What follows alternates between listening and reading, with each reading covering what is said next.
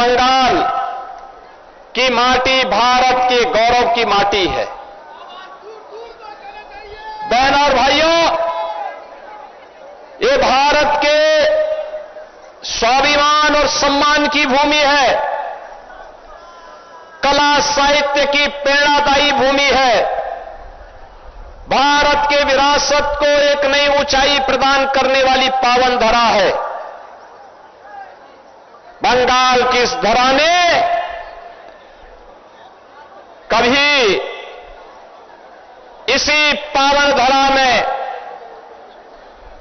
गौड़ीय वैष्णव परंपरा से जुड़े हुए इसके संस्थापक चैतन्य महाप्रभु को भी इसी धरा ने जन्म दिया, जिन्होंने हरि कीर्तन के माध्यम से हरे कृष्णा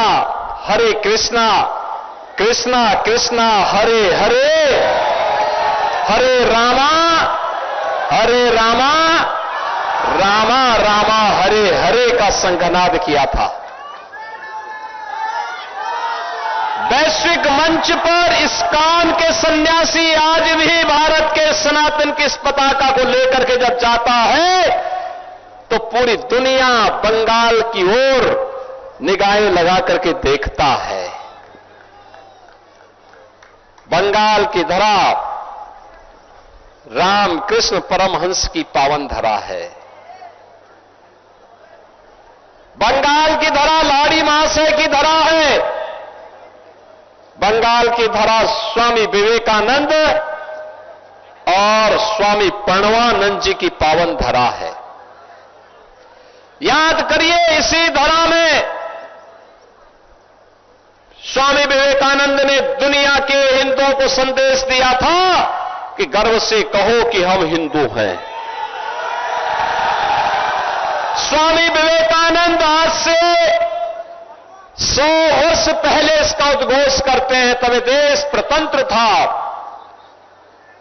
स्वामी विवेकानंद का यह संदेश कहां गया है, जब आज बंगाल के अंदर बंगाल की सरकार बंगाल के डेमोग्राफी के को साजिश के तहत बदलने की साजिश कर रही है, तब स्वामी विवेकानंद जी की ये उद्घोष हम सबको एक नई प्रेरणा दे रही है। बहनों और भाइयों, ये बंगाल की धरा है जिसने जगदीश चंद्र बसु जैसा वैज्ञानिक दिया, सत्येंद्रनाथ बसु जैसा महान क्रांतिकारी दिया, जिसने विपिन चंद्र पाल दिए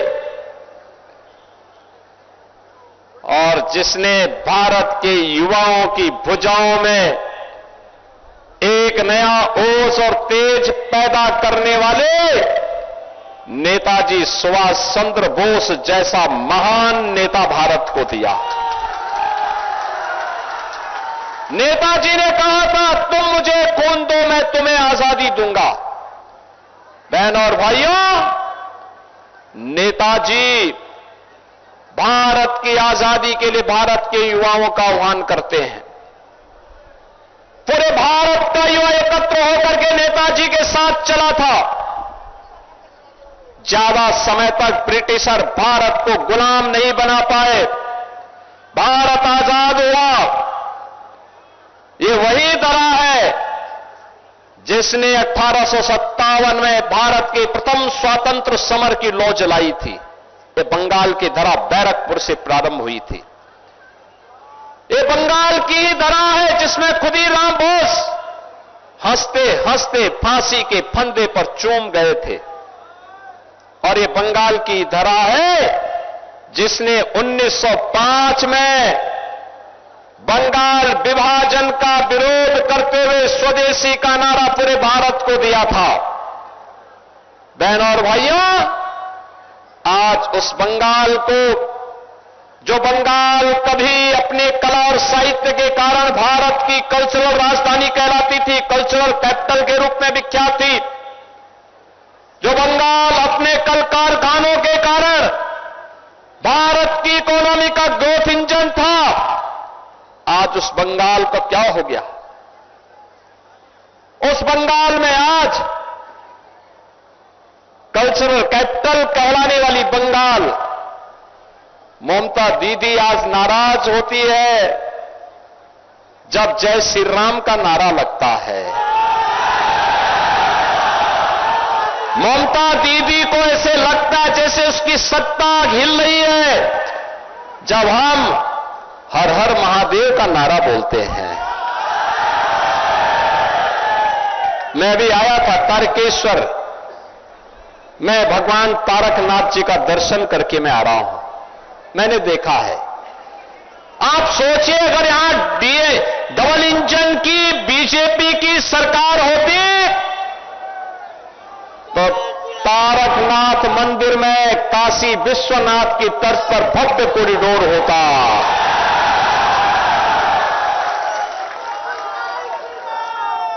श्रद्धालुओं को भी सुविधा होती और एक एक व्यापारी को भी व्यवस्थित रूप से अपना व्यवसाय करने का अवसर प्राप्त होता। बहन और भाइयों, लेकिन यहां आपको पहले कांग्रेस ने, फिर कम्युनिस्टों ने और पिछले 15 वर्षों में टीएमसी के द्वारा बंगाल को कंगाल बनाया गया है। बंगाल में भारत की सनातन परंपरा के बारे में बोलने को प्रतिबंधित किया जाता है। बंगाल की डेमोक्रेसी को बदला जा रहा है। जय श्री राम पर प्रतिबंध लगाया जाता है। मां दुर्गा पूजा और मां दुर्गा पूजा विसर्जन की, मूर्ति विसर्जन की शोभा यात्रा को प्रतिबंधित किया जाता है। लेकिन ममता दीदी सड़कों पर नमाज पढ़वाती और इफ्तारी की दावत कराती है। कोई भी हिंदू पर्व त्योहार होने के पहले यहां उपद्रव शुरू होता है, कर्फ्यू रहता है, सरेआम को हत्या होती है, लव जिहाद और लैंड जिहाद की घटनाएं घटित हो रही हैं। टीएमसी मौन है और इस मौन के खिलाफ आज बंगाल मुखर हुआ है।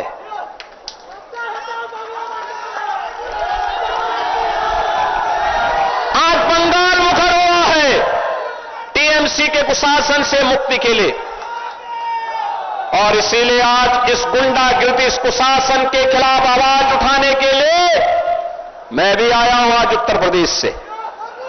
बहन और भाइयों, 2017 के पहले उत्तर प्रदेश में भी यही स्थिति हुआ करती थी। गुंडागिर्दी थी, सत्ता के समानांतर माफियाओं की सरकार थी, माफिया सरकार चलाते थे, गौकसी होती थी, लैंड जिहाद होता था, तमाम प्रकार की राजक गतिविधियां संचालित होती थी। उत्सव के पहले उपद्रव शुरू हो जाता था, गुंडागिर्दी चरम पर होती थी। बहन और भाइयों,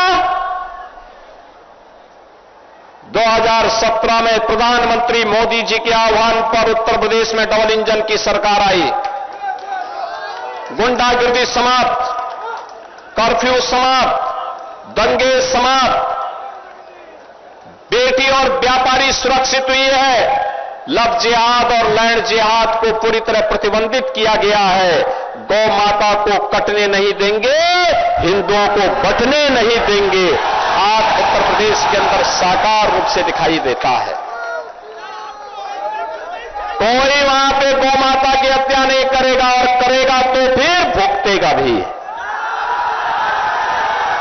कोई माफिया किसी व्यापारी को धमकी नहीं दे सकता, किसी गरीब की, किसी व्यापारी की संपत्ति पे कब्जा नहीं कर सकता।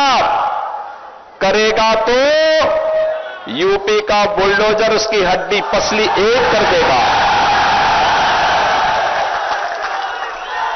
आज राम नाम की गूंज है यूपी में। हरे रामा हरे कृष्णा, कृष्णा कृष्णा हरे हरे, हरे रामा हरे कृष्णा, रामा रामा हरे हरे की गूंज आज पूरे यूपी के अंदर है। हर हर महादेव की गूंज है, नमः पार्वती पतिये हर हर।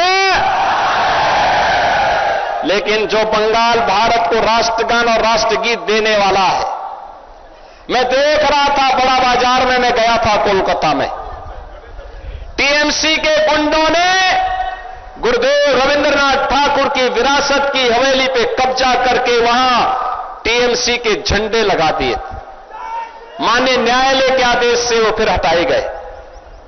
टीएमसी के गुंडे जगह जगह कब्जा करते हैं, लेकिन 23 अप्रैल को पहले चरण के मतदान के रुझान के बाद अब उनमें भय पैदा हुआ है।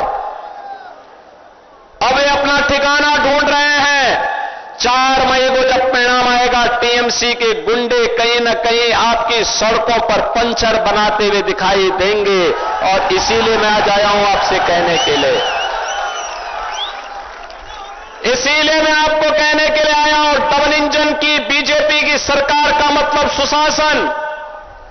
आपको शासन की योजना का मिलने वाली लाभ की गारंटी, आपका विकास, बेटी की सुरक्षा और व्यापारी की सुरक्षा भी, बंगाल के नौजवानों के लिए रोजगार की गारंटी, माताओं और बहनों के लिए स्वावलंबन की गारंटी, हमारे विरासत से जुड़े हुए मां काली के स्थान हो, बाबा तारकनाथ का स्थान हो, इनमें भव्य कॉरिडोर के विकास का मार्ग प्रशस्त करने की दिशा में बढ़ाई जाने वाले कदम है।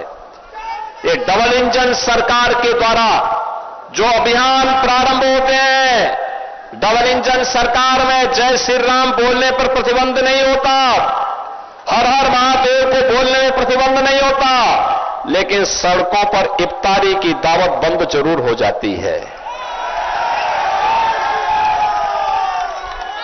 आप देखो, टीएमसी तो SC ST विरोधी भी है। पहली बार भारत की कोई बेटी जनजातीय समाज में जन्म लेने वाली कोई बहन भारत के सर्वोच्च संवैधानिक पद पर बैठी है। श्रीमती द्रौपदी मुर्मू जी भारत की महामहिम राष्ट्रपति है। हर भारतवासी उन पर गौरव की अनुभूति करता है। लेकिन जब वो बंगाल में आती है तो ममता दीदी प्रोटोकॉल का पालन नहीं करती, सम्मान नहीं देती है। बहनों और भाइयों, मैं आपके कहने के लिए आया हूं, यह आपके पास अवसर है और आपकी इस विधानसभा में थाने खली में भारतीय जनता पार्टी ने बरनाली दास को अपना प्रत्याशी बनाकर के आपके बीच में उतारा है। बहनों और भाइयों, मैं तो आपसे कहने के लिए आया हूं,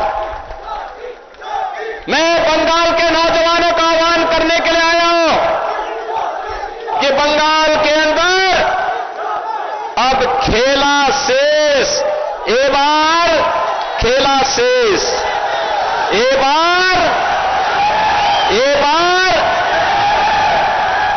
उन्नयन शुरू, खेला शेष उन्नयन शुरू। इसके लिए डबल इंजन सरकार चाहिए और इसीलिए मैं कहूंगा यहां पे आमार सोनार बांग्ला, आप कहेंगे टीएमसी मुक्तो बांग्ला, बोलेंगे ना? सब लोग बोलेंगे, उधर इधर इधर, डरो मत, भयभीत नहीं होना है। अब तो टीएमसी के गुंडों को उपचार करने का समय आया रहा है। जिन्होंने बीजेपी के कार्यकर्ताओं को मारा है, जिन्होंने व्यापारियों का उत्पीड़न किया है, जिन्होंने उद्योगों को लूटा है, जिन्होंने नौजवानों के सामने पहचान का संकट खड़ा किया है, अब इनको पता लगेगा कि लूट खसोट और गुंडागिर्दी क्या होती है। और इसीलिए घबराने की आवश्यकता नहीं, पूरे उत्साह के साथ एकजुट होकर के हर वो व्यक्ति जो आमार सोनार बांग्ला के पक्ष में है वो मेरे साथ बोलेंगे। मैं बोलूंगा आमार सोनार बांग्ला, आप कहेंगे टीएमसी मुक्तो बांग्ला। आमार सोनार बांग्ला, आमार सोनार बांग्ला, आमार सोनार बांग्ला।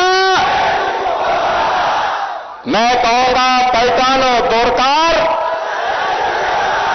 चाहिए बीजेपी सरकार, बोलेंगे ना?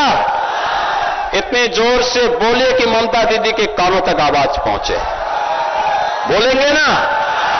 पलटानो दौरकार